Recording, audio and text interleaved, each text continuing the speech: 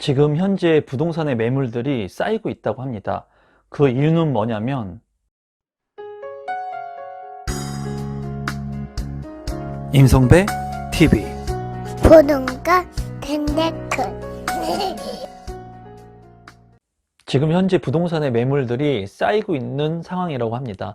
그런데 이렇게 매물들이 쌓이고 있는데, 이렇게 부동산 매물들이 쌓이는 곳은 서울이나 수도권이 아니라고 합니다. 왜 그러냐 하면은, 서울이나 수도권의 핵심적인 입지 아파트는 많은 사람들이 똘똘한 한 채라고 해가지고, 이제 한 채를 가지고 있을 때 9억까지 비과세 혜택을 받을 수가 있죠. 1가구 1주택 같은 경우에.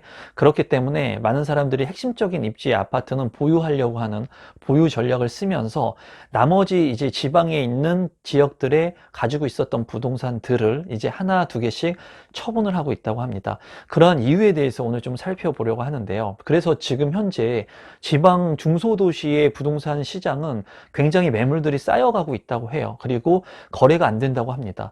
그 이유에 대해서 말씀을 잠깐 드리면, 매물들이 많이 모이게 됐을 때 사람들로 하여금 이제 매물이 많이 있게 되면은 내가 선택할 수 있는 대안들이 많기 때문에, 그런 매물들을 내가 선별적으로 투자하기가 쉽지가 않고 매입하기가 쉽지가 않습니다. 심리적으로 매물이 많다는 것은 가격이 더 떨어질 수 있다는 것을 내포하고 있기 때문에, 많은 사람들이 매물이 많게 되면 그런 물량들을 적극적으로 사지 못하고 시간적인 그런 부분들을 고려해서 좀 기다리게 되죠. 최근에 반대로는 서울이나 수도권의 핵심 지역 같은 경우에는 지금 매물 부족 현상을 보이고 있습니다. 그래서 지금 뭐 임대차 3법에 의해서도 그렇지만은 전세 물량도 지금 많이 부족한 상황이고, 그리고 매매 물량도 많이 부족한 상황이에요. 그래서 지방 도시의 그런 그 외지인들의 거래 비율들을 한번 살펴보게 된다면, 지금 보시는 것은 지방 중소도시 아파트 외지인 매입 건수 및 비율을 보고 계십니다.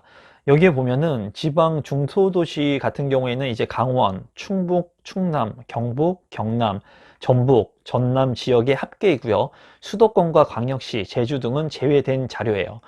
이 자료 같은 경우에는 한국감정원에서 이제 제공된 자료라고 보시면 되겠습니다.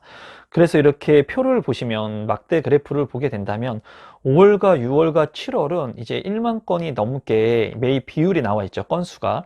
그런데 이제 8월과 9월에는 현저하게 매입 건수가 줄어든 것을 볼 수가 있습니다.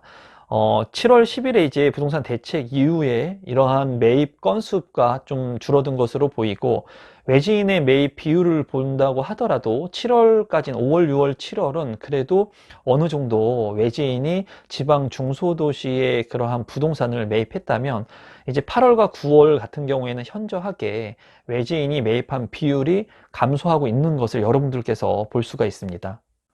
그래서 지금 현재는 이제 외곽에 있는 지역들부터 정리를 한다는 겁니다.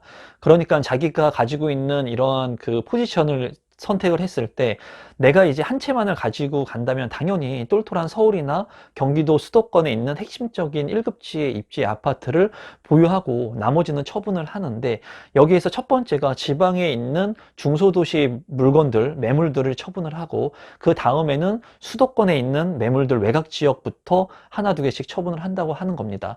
그래서 이러한 비율들이 계속 이제 늘어나게 된다면, 지금 현재도 이러한 중소규모 도시의 물량들이 지금 늘어나고 있고 가격이 하락하고 있는 시점이고, 반대로 서울이나 그 수도권의 핵심적인 입지 같은 경우에는 지금도 가격이 어느 정도 상승을 하고 유지를 하고 있죠.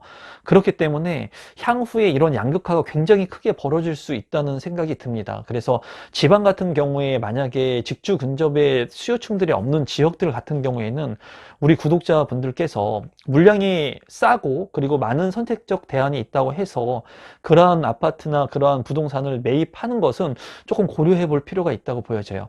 물건이 많고 그리고 수요층들은 많지 않은데 공급이 많을 때는, 이제 부동산의 가격 요소를 결정하는 중요한 것이 직주 근접이나 입지에 대한 부분도 있지만, 이제 수급이라고 해서 수요와 공급에 따라서 가격이 결정이 됩니다.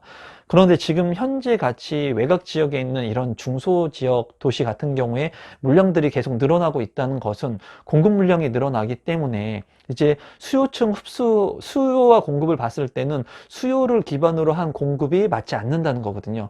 그러면 당연히 가격이 하락할 수밖에 없겠죠. 이러한 부분들을 해결하기 위해서는 이제 직장 수요들을 만들어주면 됩니다. 정부에서 거기에 준하는 직장 수요들을 이전시키거나 만들어줘서 거기에 이제 생활을 할 수 있는 인프라 기반 시설들과 그리고 직장 생활의 수요를 만들어주면은 주택 가격의 하락을 방어할 수 있는데 그런 부분이 쉽게 단기성으로 만들어지기가 쉽지가 않다는 겁니다. 그래서 오늘 이 영상을 보시는 우리 구독자분들 중에 지방에 거주하고 계신 분들이라면 가격이 조금 조정을 받고 하락한다고 해가지고 무분별하게 그냥 매입을 하는 것은 좀 고려해 볼 필요가 있다고 보여집니다. 내가 샀던 금액, 살려고 했던 금액이 만약에 예를 들어서 3억이었는데 가격이 5천만 원이 떨어졌다는 거예요.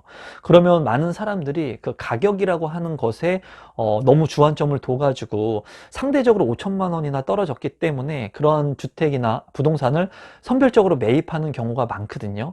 그런데 지금 현재의 상황은 이러한 매물들이 많이 쌓이고 있는 시점이라고 보여집니다. 그리고 거래량도 그렇고, 그래서 지금 이제 이러한 부분들을 좀 보실 필요가 있다고 보여집니다.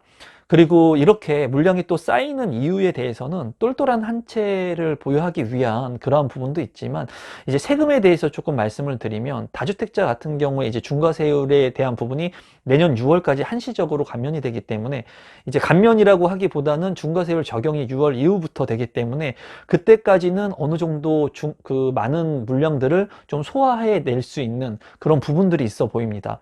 또한 올 말까지 주택을 만약에 내가 처분을 하게 돼서 1주택이 남았을 때는 바로 1주택이 남은 거를 비과세 여건을 내가 충족시켰다면 바로 판다고 하더라도 비과세를 받을 수가 있습니다. 하지만은 내년부터는 만약에 2주택이었는데 1주택을 팔고 1주택이 됐을 때는 이제 기존에 바로 팔면 비과세를 받을 수 있었던 9억 이하의 그 부분을 2년을 또 보유해야 합니다. 2년이라고 하는 기간을 좀 보유해야 하기 때문에 올 연말까지 해가지고 주택을 처분하려고 하시는 분들도 덜어 있는 것으로 보여져요.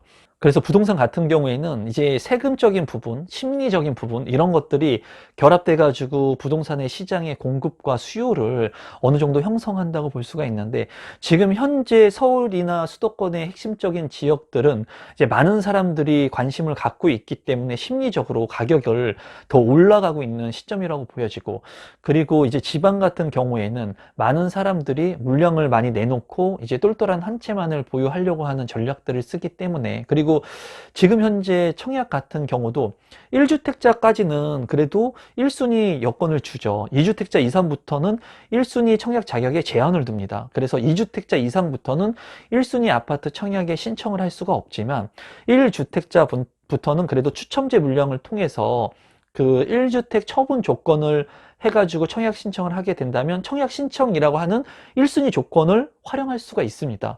그래서 아무래도 많은 분들이 이제 향후에 나올 그런 공급 물량들, 그리고 택지 개발이 지금 많이 되죠. 신도시들이 많이 개발될 계획이기 때문에 지금 이렇게 많은 보유세를 내가 감내하면서까지 주택수를 많이 보유하는 것은 좋지 않은 전략이라고 생각하고, 그래도 가지고 있는 주택들을 이제 처분하고 있는 시점이고 똘똘한 1주택을 만드는 시점이라고 보여져요.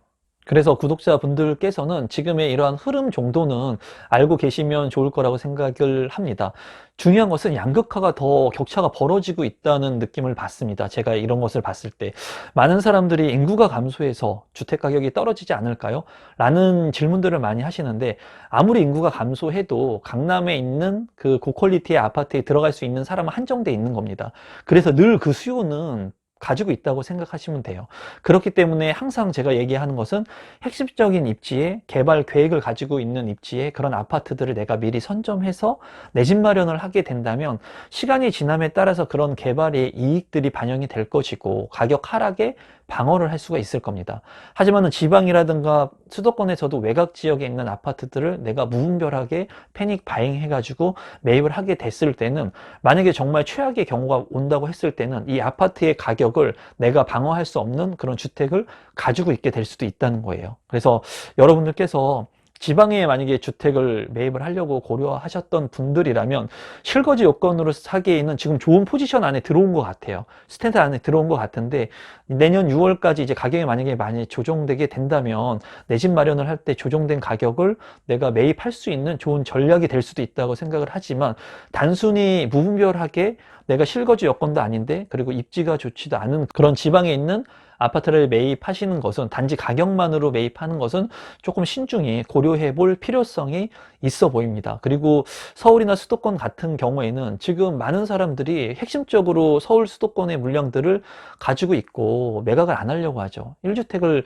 보유를 하려고 한다는 생각이 강하거든요. 그래서 많은 분들이 지금 현재 이제 주택을 사야 되는지 말아야 되는지도 많이 고민을 하시는데 여러분들께서 개발 계획을 가지고 있고 그래도 입지가 좋은 곳의 아파트라면 그래도 가격 조정 내년 6월까지 한시적으로 조정을 받을 수도 있으니까 그런 시기가 온다면 좀 긍정적으로 한번 모니터링 해볼 필요는 있다고 보여집니다.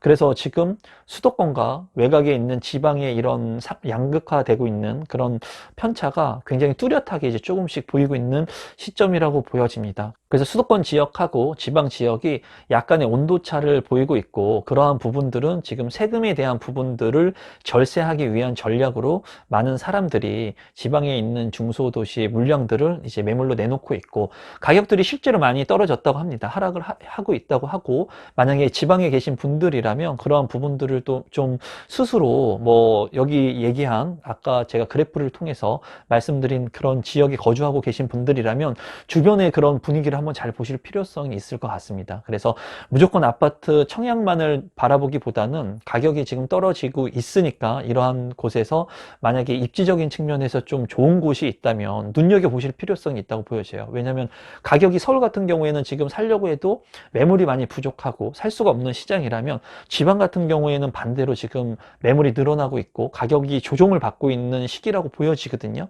그렇다면 실거주 여건이 기반이 강하고 입지가 개발 여건이 있는 지역이라고 하면은 지금 이런 일시적인 물량들 속에서 어떻게 보면 옥석이 되는 물량들도 내 것으로 만들 수 있는 기회도 될 수 있다는 겁니다. 다만 제가 얘기하는 것은 가격이 떨어졌다고 무분별하게 사서는 안 된다는 거예요. 입지가 좋은 곳이라면 괜찮겠죠. 가격까지 떨어졌다면 더욱더 괜찮겠죠. 하지만 단순히 가격이 떨어졌다는 것에 너무 착시 현상에 너무 집중해가지고 지방 중소도시의 주택을 매입하게 됐을 때는 입지적인 측면에서 강점이 없게 된다면 나중에 이렇게 많은 물량들이 나왔을 때 가격을 방어할 수 있는 그런 가격의 하락 방어 요인들이 낮아질 수 있다라고 말씀을 좀 드리도록 하겠습니다. 오늘은 제가 지방에 있는 그런 주택 물량들에 대한 부분들, 거래 건수를 보면서 이제 수도권하고 지방의 그런 지역들의 편차가 이루어지고 있는 것으로 보여지고, 저도 이제 처갓집이 경북에 있습니다. 그래가지고 경북에 자주 가고, 제가 이제 신혼 때 경북에 갔을 때 이 그 아파트들이 뭐 전세가 4,500인데 매매가가 5천만 원 막 이랬습니다. 그때 당시에. 그래서 그 지방의 부동산들을 다녔던 그런 기억들이 나는데, 지방 같은 경우에는 직장 수요가 없으면은 굉장히 가격의 상승 여력이 작습니다. 제가 느낀 바로는 그래요. 제가 놀랐던 것은 또 뭐냐면, 지방 같은 경우에는 지하철이 역사가 있다고 하더라도 지하철 역사의 주변의 가격이 굉장히 큰 폭으로 컨덤점프하는 경우도 있지만 그렇지 않은 경우도 있었어요. 그래서 굉장히 저는 그게 신기했었습니다. 그런 지역들을 다니면서. 그래서 여러분들께서 본인들의 지역들의 상황들, 지방에 있는 지역들의 상황들도 보시고, 또 이 영상을 보시는 분들 중에 수도권이나 서울에 거주를 하고 있지만은 뭐 처갓집이라든가 시댁이라든가 알고 있는 친척이라든가 이런 분들이 지방에 거주하고 계시다면 그 지역의 지방의 아파트 가격을 좀 눈여겨서 보실 필요성이 있다고 보여집니다.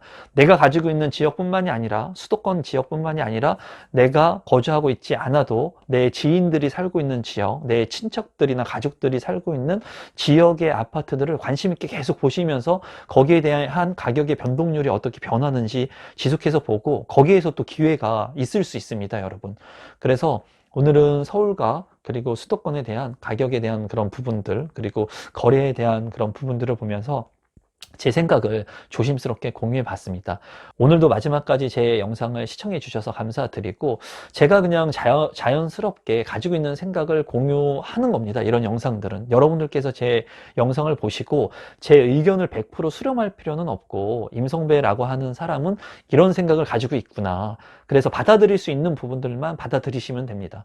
여러분들께서 받아들이시고 도움이 될 만한 부분들은 여러분들 것으로 만드시면 좋을 것 같고, 또 저하고 생각이 틀린 부분들은 여러분들만의 부동산 재테크의 그러한 이론이나 그런 실전 경험들을 정립해 나가시면 될 것 같습니다. 그럼 오늘은 이것으로 마무리 짓도록 하겠고, 이 영상이 처음이신 분들은 조금이라도 제 영상이 도움이 되셨다면 구독 버튼 그리고 좋아요 버튼 눌러주시고 알람 버튼 신청을 해주시면 제가 올리는 영상들을 빠르게 받아보실 수 있습니다. 그럼 오늘 영상은 이것으로 마무리 짓도록 하겠습니다. 감사합니다, 여러분.